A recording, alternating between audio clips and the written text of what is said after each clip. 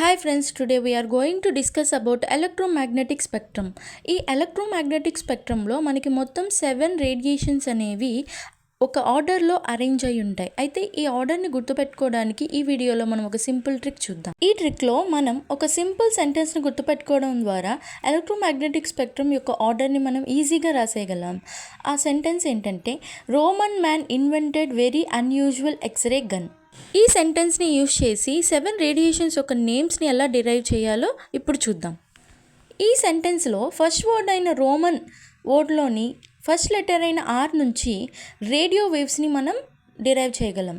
Next word అయిన మ్యాన్లోని ఎం నుంచి మైక్రోవేవ్స్ని derive చేయొచ్చు.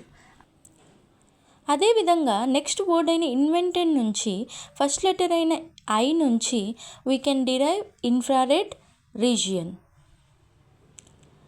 Like this. Next word is very.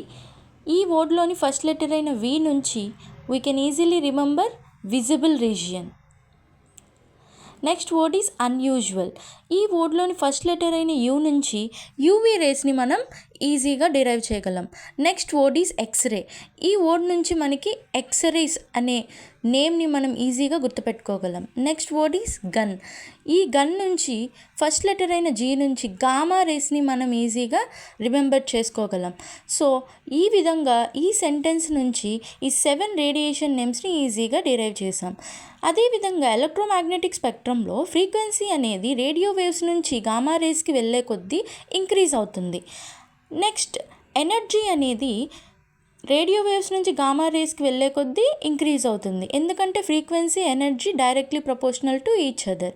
Next factor అయిన వేవ్ లెంత్ అనేది రేడియో వేవ్స్ నుంచి గామా రేస్కి వెళ్ళే కొద్దీ డిక్రీజ్ అవుతుంది. Thanks for watching. Like, share, subscribe the channel.